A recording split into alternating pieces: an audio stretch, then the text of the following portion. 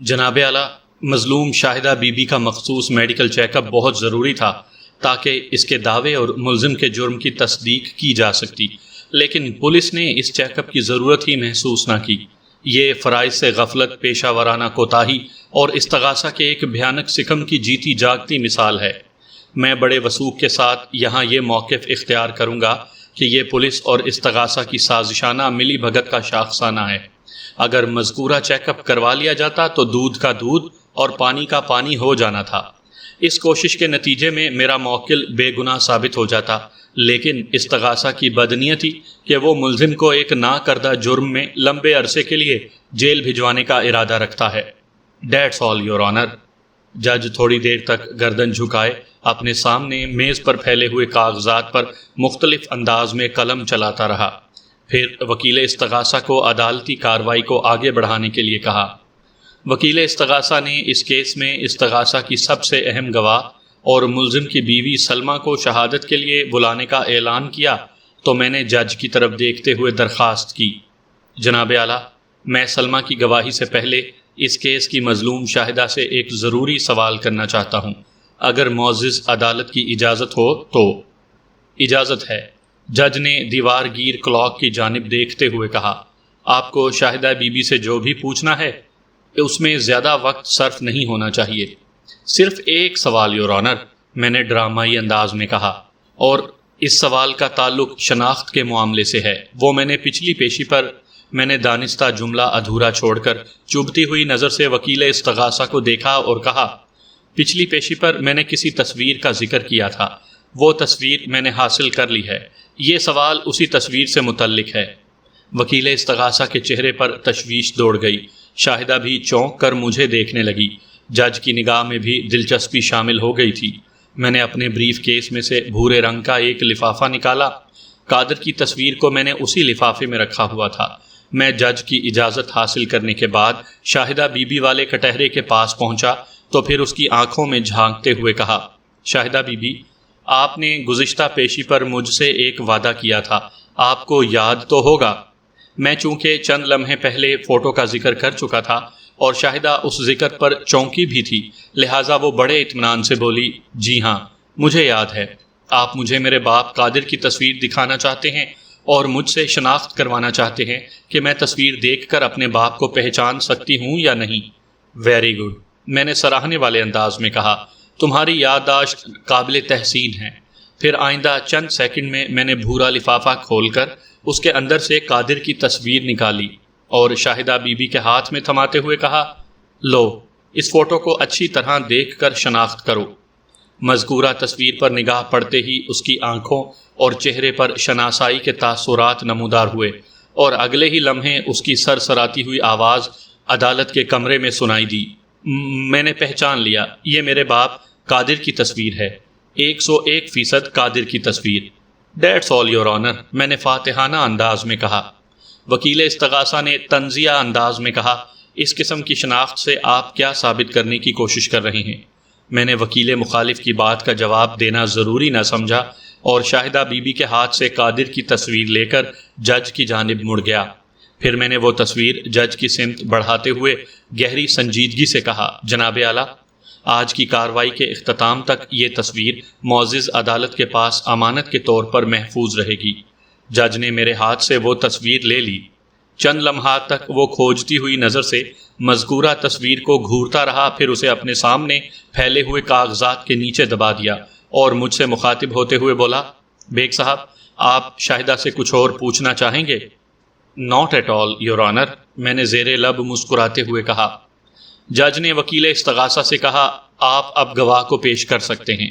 تھوڑی دیر کے بعد استغاثہ کی سب سے اہم گواہ سلمہ وٹنس باکس میں آ کر کھڑی ہو گئی۔ اس امر کی پہلے بھی کئی بار وضاحت کی جا چکی ہے کہ عدالت میں باری باری ایک ایک گواہ کو بلا کر اس کا بیان لیا جاتا ہے تاکہ کسی ایک کی گواہی دوسرے کے بیان کو متاثر نہ کر سکے۔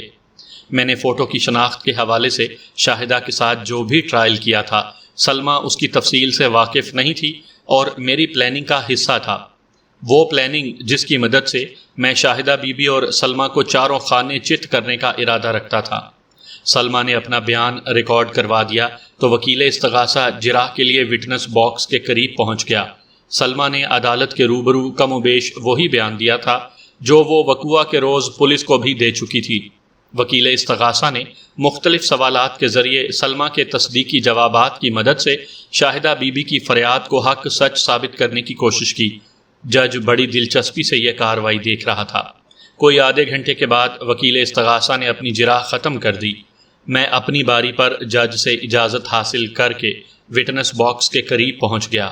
سلمہ بی بی، میں نے استغاثہ کی گواہ کی آنکھوں میں دیکھتے ہوئے کہا، کیا یہ سچ ہے کہ آپ ملزم کی بیوی ہیں؟ میرے اس عجیب و غریب سوال پر وہ الجھن زدہ نظروں سے مجھے دیکھنے لگی، پھر اکتاہٹ بھرے لہجے میں بولی، جی ہاں، یہ سچ ہے، اور یہ بھی سچ ہے کہ ملزم آپ کا شوہر ہے۔ ظاہر ہے جب میں اس کی بیوی ہوں تو وہ میرا شوہر ہی ہوگا نا۔ اس تصدیق کے لیے بہت بہت شکریہ جناب اعلیٰ، وکیل استغاثہ نے احتجاجی لہجے میں کہا۔ میرے فاضل دوست، یہ کس قسم کی جرح کر رہے ہیں؟ جب اس جرح پر استغاثہ کی سب سے اہم گواہ سلمہ بیگم کو کوئی اعتراض نہیں اور وہ بڑے صبر و سکون سے میرے سوالات کے جوابات دے رہی ہیں، تو پھر استغاثہ کی جانب سے کسی اعتراض کی کوئی گنجائش باقی نہیں رہتی۔ میں نے بڑے مضبوط انداز میں کہا، میری سمجھ میں نہیں آ رہا کہ وکیل سرکار کو کیا پریشانی ہے۔ جج نے معنی خیز انداز میں گردن ہلائی، پھر مجھ سے مخاطب ہوتے ہوئے بولا، بیگ صاحب پلیز پروسیڈ۔ سلمہ بیگم، میں گواہ کی جانب متوجہ ہو گیا، کیا آپ معزز عدالت کے سامنے اس بات کی تصدیق کریں گی کہ شاہدہ آپ کی سگی بیٹی ہے؟ جی ہاں، شاہدہ میری سگی بیٹی ہے، لیکن شاہدہ ملزم ریحان کی سگی بیٹی نہیں۔ آپ بالکل ٹھیک کہہ رہے ہیں، وہ بڑی رسان سے بولی۔ ریحان شاہدہ کا سوتیلا باپ ہے، شاہدہ کے سگے باپ کا نام قادر ہے۔ اس نے ایک مرتبہ پھر اثبات میں جواب دیا، قادر سے آپ نے 3.5-4 سال پہلے نجات حاصل کر لی تھی۔ میں نے بڑے سنجیدہ انداز میں جراح کو آگے بڑھاتے ہوئے پوچھا، جی ہاں، اس نے ٹھہرے ہوئے لہجے میں جواب دیا۔ وقوعہ کے روز آپ گھر میں موجود نہیں تھیں؟ میں اپنی بڑی بہن فریدہ سے ملنے منظور کالونی گئی ہوئی تھی۔ کیا یہ درست ہے کہ وقوعہ کے روز آپ سپہر 4 بجے گھر سے نکلی تھیں اور مظلوم شاہدہ سے 7-8 بجے تک واپس آنے کو کہا تھا؟ میں نے پوچھا، لیکن آپ کی واپسی رات 11-11:15 بجے ہو سکی تھی۔ جی، یہ درست ہے، وہ نفرت بھری نظر سے ریحان کو دیکھتے ہوئے بولی، اور جب تک یہ شیطان میری بچی کو تباہ کر چکا تھا۔ جب وقوعہ کی رات آپ منظور کالونی سے واپس گھر پہنچی تو آپ نے کیا دیکھا؟ میں نے جراح کے سلسلے کو دراز کرتے ہوئے پوچھا، میرا مطلب ہے اپنے گھر کے اندر کیا دیکھا؟ میرا خیال تھا میں زیادہ سے زیادہ 8 بجے رات تک واپس آ جاؤں گی، وہ وضاحت کرتے ہوئے بولی۔ میں خود یہ نہیں چاہتی تھی کہ جب ریحان دکان سے واپس آئے تو شاہدہ اسے گھر میں اکیلی ملے۔ شاہدہ مجھے ریحان کی بری نیت کے بارے میں تفصیلاً بتا چکی تھی، لیکن ایک تو فریدہ کی طبیعت ٹھیک نہیں تھی، مجھے وہاں سے نکلنے میں دیر ہو گئی، دوسرے ٹریفک جام نے بہت سا وقت ضائع کر دیا تھا، چنانچہ گھر پہنچتے پہنچتے کوئی 11 بج گئے تھے، آپ 11:15 بھی کہہ سکتے ہیں۔ ٹھیک ہے، میں نے اثبات میں گردن ہلائی اور سوال کیا، پھر آپ نے گھر کے اندر کیا تماشا دیکھا؟ بتا تو دیا ہے، وہ بیزاری سے بولی۔ میں جب گھر پہنچی تو میری بچی کی عزت کا جنازہ اٹھ چکا تھا، یہ اجڑی پجڑی زارو قطار رو رہی تھی، اس کے بدن کا لباس تار تار ہو چکا تھا، اور بس اس سے زیادہ میں کچھ نہیں کہہ سکتی۔ اتنا کہہ کر وہ خاموش ہوئی تو میں نے پوچھا، وقوعہ کی رات جب آپ گھر پہنچی تو آپ نے گھر کے اندر سے مظلوم شاہدہ کی چیخ و پکار تو سنی ہوگی؟ چیخ و پکار سن کر ہی تو میں تیزی سے اندر کی طرف بھاگی تھی، وہ جلدی سے بولی۔ شاہدہ مدد کے لیے پکار رہی تھی، آپ مظلوم کی پکار پر دوڑتے ہوئے ملزم کے کمرے میں پہنچ گئیں؟ میں نے گہری سنجیدگی سے کہا، لیکن اس وقت تک آپ کے بیان کے مطابق ملزم اپنے شیطانی عزائم کی تکمیل کر چکا تھا۔ پھر آپ کے شور مچانے پر محلے والے بھی وہاں جمع ہو گئے تھے، جن میں سے 2 افراد استغاثہ کے گواہ کی حیثیت سے بیان بھی دے چکے ہیں۔ میں غلط تو نہیں کہہ رہا؟ آپ بالکل ٹھیک کہہ رہے ہیں، وہ تائیدی انداز میں بولی، ایسا ہی ہوا تھا۔ وقوعہ کی رات آپ منظور کالونی سے واپس آئیں، گھر پہنچ کر آپ کو پتہ چلا کہ مظلوم شاہدہ کسی مصیبت میں گرفتار ہے، وہ مدد کے لیے پکار بھی رہی تھی۔ آپ نے آؤ دیکھا نہ تاؤ، دوڑتے ہوئے سیدھی اس کمرے میں پہنچ گئیں جہاں آپ کے بقول ملزم نے آپ کی دلاری کی عزت کا جنازہ نکال دیا تھا۔ میں نے رفتہ رفتہ اپنے مقصد کی طرف بڑھتے ہوئے جراح کا سلسلہ جاری رکھا۔ گھر کے مین گیٹ سے جائے وقوعہ یعنی ملزم کے کمرے تک رسائی حاصل کرنے میں آپ کو کسی دشواری کا سامنا تو نہیں کرنا پڑا تھا؟ جی بالکل نہیں، وہ مضبوط لہجے میں بولی۔ میں کسی پرندے کی طرح اڑ کر پلک جھپکتے میں وہاں پہنچ گئی۔ میں نے جج کی سمت دیکھتے ہوئے مؤدبانہ لہجے میں کہا، جناب اعلیٰ، استغاثہ کی معزز گواہ کے بیان میں شامل اس نقطے کو خاص طور پر نوٹ کیا جائے کہ یہ وقوعہ کی رات مظلوم کی پکار بلکہ فریاد پر کسی پرندے کے مانند اڑ کر سیدھی اس کمرے میں جا پہنچی تھیں جہاں استغاثہ کے مطابق ملزم نے مظلوم شاہدہ کو بے آبرو کیا تھا۔ میری اس اسپیشل استدعا پر وکیل استغاثہ اور سلمہ بڑی عجیب سی نظروں سے مجھے دیکھنے لگے۔ میں نے ان کی نظروں کو نظر انداز کر کے سلمہ کی آنکھوں میں دیکھتے ہوئے پوچھا، کیا آپ کی بیٹی مظلوم شاہدہ بی بی کو جھوٹ بولنے کی عادت ہے؟ نہیں تو۔ اس استفسار پر وہ گڑبڑا گئی۔ اس کے ساتھ جو ظلم اور زیادتی ہوئی ہے اس میں کسی غلط بیانی کا ہاتھ نہیں۔ اس کی فریاد کا ایک ایک لفظ سچ میں ڈوبا ہوا ہے۔ میں نے ایک عمومی عادت کی بات کی تھی، میں نے سرسری لہجے میں کہا۔ آپ نے میرے استفسار کو زیر سماعت کیس سے جوڑ ڈالا ہے۔ میرا کہنے کا مطلب یہ تھا کہ شاہدہ جھوٹ نہیں بولتی، پھر یہ مرض آپ کو لاحق ہوگا۔ کیا مطلب ہے آپ کا؟ وہ الجھن زدہ نظر سے مجھے تکنے لگی۔ مطلب یہ کہ، میں نے وضاحت کرتے ہوئے کہا، پھر جھوٹ بولنا آپ کی گھٹی میں شامل ہوگا؟ ہرگز نہیں، وہ قطعیت سے بولی۔ یہ بری عادت ہم ماں بیٹی دونوں میں نہیں ہے۔ انسان اپنے کسی جرم کو چھپانے کے لیے جھوٹ بولتا ہے۔ ہم نے کچھ نہیں کیا۔ جب ہمارا کردار، ہمارے ہاتھ صاف ہیں تو پھر ہمیں جھوٹ بولنے کی کیا ضرورت؟ میں آپ کی بات سے اتفاق کر سکتا ہوں سلمہ بیگم۔ میں نے یہ جملہ بڑے وثوقی انداز میں ادا کیا تھا، لیکن چونکہ سلمہ کو مجھ سے ایسی بات کی توقع نہیں تھی، لہٰذا وہ بے یقینی سے مجھے دیکھنے لگی۔ میں نے اس کے تعزیے ٹھنڈے کرنے کی غرض سے کہا، میں آپ کی بات سے اتفاق کرتا ہوں سلمہ بیگم کہ انسان اپنے کسی جرم کو چھپانے کے لیے جھوٹ اور دروغ گوئی کا سہارا لیتا ہے۔ اب مجھے معزز عدالت کے سامنے یہ حقیقت منکشف کرنا ہے کہ اگر مظلوم شاہدہ نے کوئی جرم نہیں کیا تو پھر اسے جھوٹ بولنے کی ضرورت کیوں پیش آئی؟ اس نے کون سا جھوٹ بولا ہے؟ سلمہ متعجب نظروں سے مجھے دیکھنے لگی۔ گزشتہ پیشی پر، میں نے روئے سخن جج کی جانب موڑتے ہوئے کہا۔ میرے سوال کے جواب میں مظلوم شاہدہ بی بی نے خود پر بیتنے والی قیامت کا احوال بیان کرتے ہوئے معزز عدالت کے روبرو اس حقیقت کا اعتراف کیا تھا کہ جب وہ چائے کے برتنوں والی خالی ٹرے کچن میں رکھ کر ملزم کی بات سننے کے لیے اس کے کمرے میں پہنچی تو ملزم نے نہایت ہوشیاری کے ساتھ اسے بیڈ پر گرا کر دروازے کو اندر سے لاک کر دیا تھا۔ اگر وہ دروازہ کھلا ہوتا یا مظلوم اسے کھول سکنے کی پوزیشن میں ہوتی تو وہ یقیناً اپنی عزت بچانے کے لیے وہاں سے فرار ہونے کی کوشش کرتی، لیکن اب، میں نے لمحاتی توقف کر کے ایک گہری سانس لی، پھر اپنے مدلل بیان کو آگے بڑھاتے ہوئے کہا، اب استغاثہ کی سب سے معتبر گواہ سلمہ بیگم بتا رہی ہے کہ جب اس نے مظلوم شاہدہ کی چیخ و پکار سنی تو وہ کسی پرندے کی طرح اڑ کر پلک جھپکتے میں ملزم کے کمرے میں پہنچ گئی تھی۔ اسے گھر کے مین گیٹ سے جائے وقوعہ تک رسائی حاصل کرنے کے لیے کسی دشواری کا سامنا نہیں کرنا پڑا تھا، جبکہ مظلوم کا دعویٰ ہے کہ اس کی تباہی اور بربادی کمرے کے لاک دروازے کے پیچھے عمل میں آئی تھی۔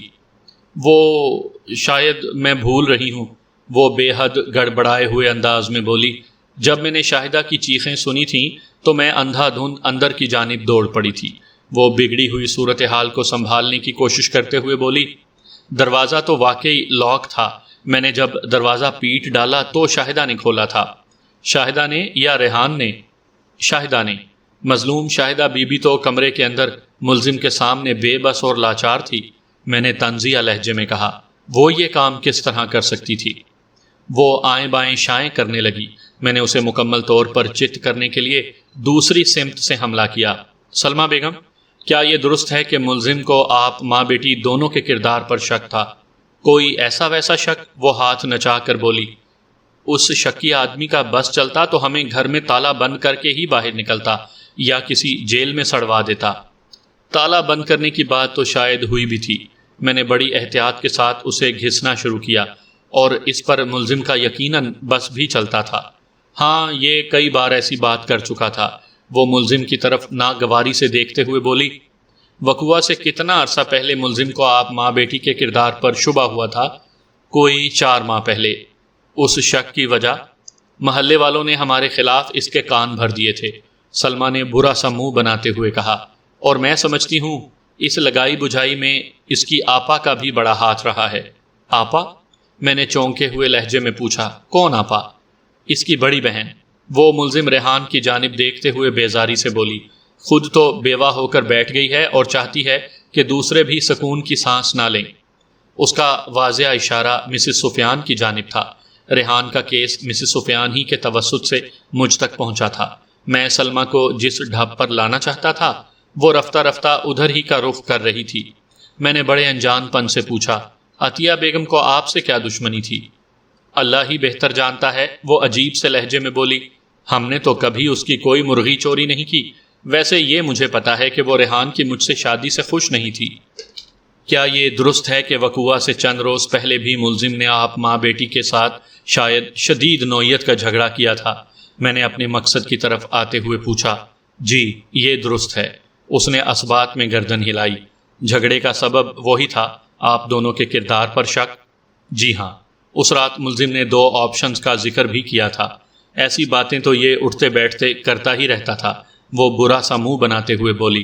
اٹھتے بیٹھتے، سوتے جاگتے، چلتے پھرتے کی نہیں، میں اس رات کی بات کر رہا ہوں جس کے چند روز بعد وقوعہ پیش آ گیا تھا۔ میں نے ایک ایک لفظ پر زور دیتے ہوئے کہا۔ جی ہاں، اس رات بھی 2 آپشنز کی بات ہوئی تھی۔ اس نے تصدیق کر دی، اور ملزم نے اس بات پر زور دیا تھا کہ آپشنز استعمال کرنے کی نوبت آ ہی گئی تو وہ سیکنڈ آپشن کو منتخب کرنا پسند کرے گا، ہے نا؟ جی ہاں، اس نے یہی دھمکی دی تھی۔ وہ اثبات میں سر ہلاتے ہوئے بولی۔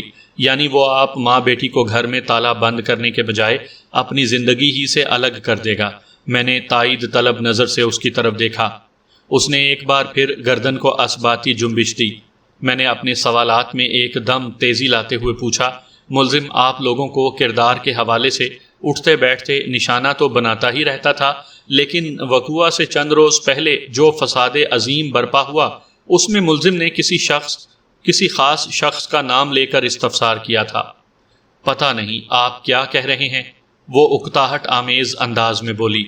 کیا ملزم نے صفدر نامی کسی شخص کا حوالہ نہیں دیا تھا؟ میں نے وٹنس باکس میں کھڑی سلمہ بیگم کو گھورا، جو ادھر محمود آباد میں رہتا ہے۔ اس شخص کا کردار اور چال چلن اچھا نہیں۔ ملزم نے آپ سے پوچھا تھا کہ آپ صفدر محمود آبادی سے ملنے کیوں جاتی ہیں؟ ہاں ایسی کوئی بات ہوئی تو تھی۔ شکر ہے آپ کی یادداشت نے واپسی کا ٹکٹ تو کٹوایا، میں نے ایک گہری سانس خارج کرتے ہوئے کہا، ورنہ بڑی گڑبڑ ہو جاتی۔ وہ کوئی سوال کیے بغیر خاموشی سے مجھے دیکھتی چلی گئی۔ میں نے بڑی سرعت سے اپنے ہدف کی جانب بڑھتے ہوئے پوچھا، سلمہ بیگم، آپ نے ملزم کے کڑے استفسار کے جواب میں 2 ٹوک الفاظ میں اس پر واضح کر دیا تھا کہ آپ صفدر نامی کسی شخص سے واقف ہیں اور نہ ہی ملتی ہیں۔ جو حقیقت تھی میں نے وہی کہا تھا۔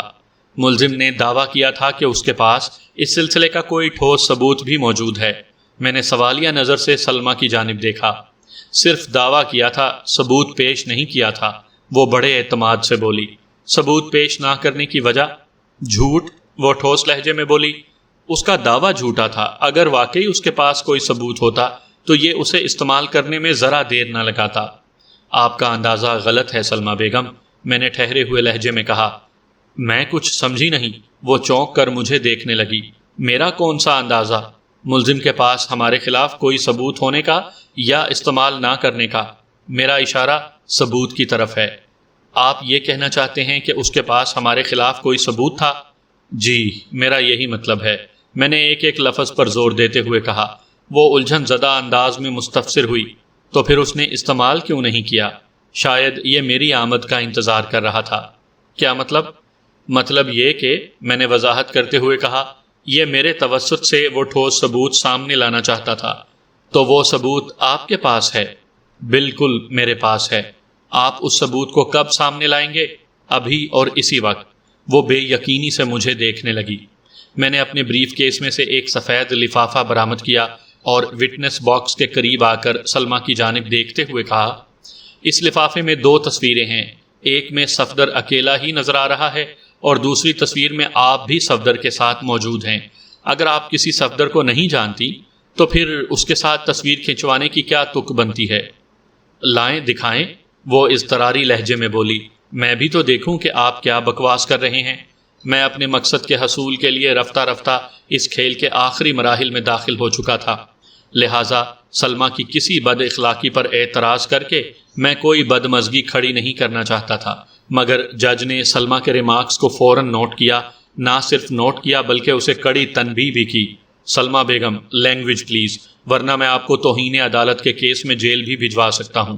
پھر وہ میری جانب دیکھتے ہوئے بولا، بیگ صاحب آپ جرات جاری رکھیں۔ میں نے استغاثہ کی گواہ کی جانب دیکھتے ہوئے کہا، سلمہ بیگم، پہلے میں آپ کو وہ تصویر دکھاؤں گا جس میں صفدر نامی وہ گنڈا اکیلا نظر آ رہا ہے۔ اگر آپ نے اس تصویر کو پہچاننے سے انکار کر دیا تو پھر میں آپ کی خدمت میں دوسری تصویر پیش کروں گا تاکہ آپ کے پاس انکار کی کوئی گنجائش باقی نہ رہے، کیونکہ دوسری تصویر میں اس گنڈے اوباش صفدر کے ساتھ آپ بھی دکھائی دیں گی۔ سامعین، یہ میرے ڈرامے کا کلائمیکس تھا جس کے بارے میں آپ سمیت کوئی بھی نہیں جانتا تھا۔ میں نے سفید لفافے میں اسے ایک تصویر اتنی احتیاط کے ساتھ برآمد کی کہ اسے وٹنس باکس میں کھڑی سلمہ بیگم کے سوا اور کوئی نہ دیکھ سکے۔ عدالت کے کمرے میں اس وقت سناٹے کا راج تھا، وہ الفریڈ ہچکاک کی کسی فلم کا سین معلوم ہوتا تھا۔ وکیل استغاثہ ایسی نظر سے مجھے دیکھ رہا تھا جیسے میں نے لفافے میں سے کوئی تصویر نہیں بلکہ پٹاری میں سے کوئی سانپ برآمد کیا ہو۔ میں نے مذکورہ تصویر سلمہ کی طرف بڑھاتے ہوئے کہا، یہ صفدر بدماش کی تصویر ہے، کیا آپ اسے جانتی ہیں؟ تصویر پر نگاہ پڑتے ہی اسے ایک جھٹکا سا لگا۔ اگلے ہی لمحے اس کی آنکھوں اور چہرے پر شناسائی کے تاثرات پیدا ہوئے۔ اس سے اگلے ہی لمحے پر اس نے خود کو سنبھال لیا اور بڑی شدت سے نفی میں گردن ہلاتے ہوئے بولی، میں اس بندے کو نہیں جانتی۔ اچھی طرح سوچ سمجھ کر جواب دے رہی ہیں نا؟ ہاں ہاں، وہ ایک جھرجھری لیتے ہوئے بولی، میں واقعی اس بندے کو نہیں جانتی۔ ریحان نے آپ کو بالکل غلط بتایا ہے، میں نے تو آپ پہلی مرتبہ اسے دیکھا ہے، میرا مطلب ہے اس کی تصویر کو دیکھا ہے۔ The dirty game is up۔ میں نے فاتحانہ انداز میں وکیل استغاثہ کی جانب دیکھا، پھر سلمہ کے ہاتھ سے تصویر لے کر جج کی جانب مڑا اور کہا، جناب اعلیٰ، میں اپنے موکل کی بے گناہی ثابت کرنے میں کامیاب ہو گیا ہوں۔ وہ کس طرح؟ جج کے منہ سے بے ساختہ نکلا، بیگ صاحب آپ استغاثہ کی گواہ کو دوسری تصویر نہیں دکھائیں گے؟ اس کی اب ضرورت نہیں رہی، میں نے گہری سنجیدگی سے کہا، بلکہ میرے پاس دوسری کوئی تصویر ہے ہی نہیں۔ بیگ صاحب آپ کیا کہنا چاہتے ہیں؟ جج کی حیرت دیدنی تھی۔ وہ جو آپ نے دوسری تصویر کا ذکر کیا تھا وہ کیا ہوئی؟ وہ جس میں آپ کے بقول صفدر اور استغاثہ کی گواہ سلمہ بیگم ایک ساتھ نظر آ رہے تھے۔ جناب اعلیٰ، میں نے عرض کیا ہے نا، ایسی کوئی تصویر سرے سے ہے ہی نہیں۔ میں نے یہ سارا کھٹ راگ استغاثہ کی معزز گواہ کو گھیرنے کے لیے پھیلایا تھا اور اللہ کا شکر ہے کہ میں اس میں کامیاب رہا ہوں۔ تو آپ یہ کہنا چاہ رہے ہیں کہ آپ کی کامیابی کی کنجی صفدر گنڈے کی تصویر ہے؟ جج کی حیرت دو چند ہو گئی۔ آف کورس یور آنر، میں نے بآواز بلند کہا، یہ تصویر آپ بھی ملاحظہ کیجئے۔ پھر میں نے وکیل استغاثہ کی نظر بچا کر مذکورہ تصویر جج کی جانب بڑھا دی۔ اس تصویر کو دیکھتے ہی جج گویا اپنی کرسی پر اچھل پڑا۔ اس نے بڑی سرعت کے ساتھ اپنے سامنے میز پر پھیلے ہوئے کاغذات کو چھیڑا اور ان کے نیچے سے شاہدہ بی بی کے باپ قادر کی تصویر کو برآمد کر لیا۔ پھر وہ غلام قادر اور صفدر کی تصویر کو پہلو با پہلو رکھ کر بڑی سنسنی خیز نظر سے ان کا جائزہ لینے لگا۔ چند سیکنڈ کے جائزے کے بعد وہ میری جانب دیکھتے ہوئے حیرت بھرے لہجے میں بولا، بیگ صاحب، یہ تو ایک ہی شخص کی دو ایک جیسی تصاویر ہیں۔ یس یور آنر، میں نے زیر لب مسکراتے ہوئے کہا۔ جج نے پوچھا، کون ہے یہ شخص؟ جناب اعلیٰ، میں نے بڑی رسان سے کہا، تھوڑی دیر پہلے مظلوم شاہدہ معزز عدالت کے روبرو اس شخص کو اپنے سگے باپ قادر کی حیثیت سے پہچان چکی ہے۔ اس کی شناخت پر شک کی کوئی گنجائش ممکن نہیں۔ پھر سلمہ بیگم اپنے سابق شوہر کو پہچاننے سے کیوں انکاری ہے؟ تاکہ صفدر کا پردہ چاک نہ ہو۔ صفدر کا قادر سے کیا تعلق ہے؟ ایک شخصیت دو نام، میں نے ڈرامائی انداز میں کہا۔ بیگ صاحب اس نقطے کی وضاحت کریں۔ اس نقطے کی وضاحت سلمہ بیگم کی زبانی ہو تو زیادہ بہتر رہے گا۔ سلمہ بیگم، جج نے استغاثہ کی سب سے معزز گواہ کو مخاطب کرتے ہوئے کہا، نہایت ہی آسان الفاظ میں اس امر کی وضاحت کرو کہ تم نے اپنے سابق شوہر قادر کو پہچاننے سے کیوں انکار کیا، اور معزز عدالت یہ بھی جاننا چاہتی ہے کہ تمہارے سابق شوہر قادر اور صفدر گنڈے میں کیا تعلق ہے۔ ادھر جج کی بات ختم ہوئی، ادھر سلمہ بیگم پانی کا نعرہ لگاتے ہوئے کٹہرے کے فرش پر ڈھیر ہو گئی۔ اس کے ساتھ ہی عدالت کا وقت ختم ہو گیا۔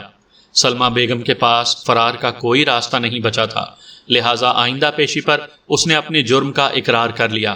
سلمہ نے اپنے اقبالی بیان میں جو تفصیل سنائی وہ بہت حیرت انگیز اور سنسنی خیز تھی۔ میں یہاں پر اس کا خلاصہ پیش کروں گا۔ سامعین کرام، آپ سن رہے ہیں مرزا امجد بیگ ایڈوکیٹ کے لڑے گئے مقدمات میں سے ایک سنسنی خیز مقدمے کی داستان، جس کا نام ہے جزائے سزا۔ یہ اس سلسلے کی آخری اور قسط نمبر 4 ہے۔ مجھے امید ہے آپ کو میری یہ کاوش پسند آئی ہوگی۔ آپ نے اگر ابھی تک میرا چینل کہانی گھر سبسکرائب نہیں کیا تو ابھی میرے چینل کو سبسکرائب کر کے بیل نوٹیفیکیشن آن کر لیجئے تاکہ آنے والی ہر نئی کہانی کی اطلاع بر وقت آپ تک پہنچ سکے۔ قادر اور صفدر ایک ہی شخصیت کے دو نام تھے۔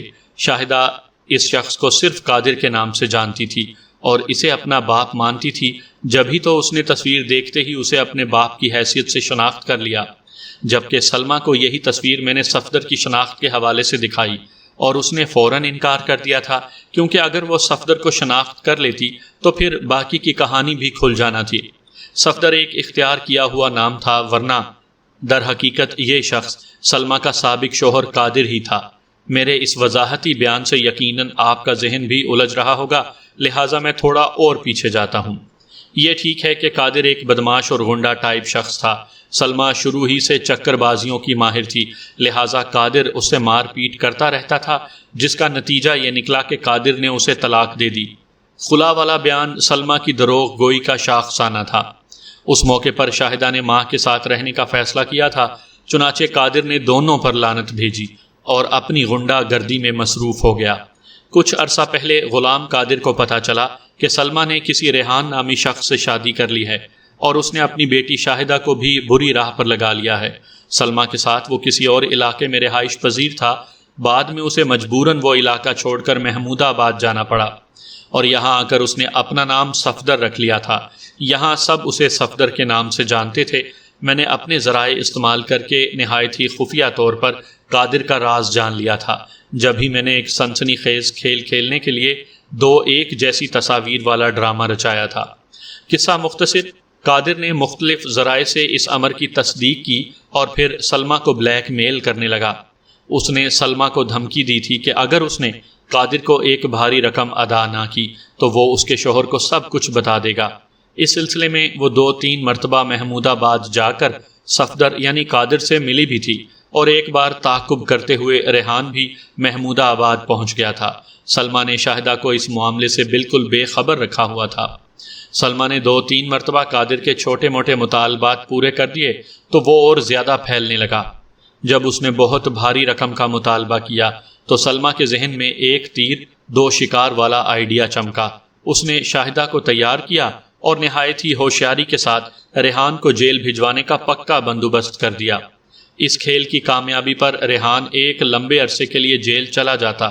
سلمہ اور شاہدہ اس کی دولت، گھر اور کاروبار پر قابض ہو جاتی اور قادر کی بلیک میلنگ کے لیے کوئی راستہ کھلا نہ رہتا۔ سلمہ کے شیطانی ذہن نے خاصا خطرناک منصوبہ بنایا تھا۔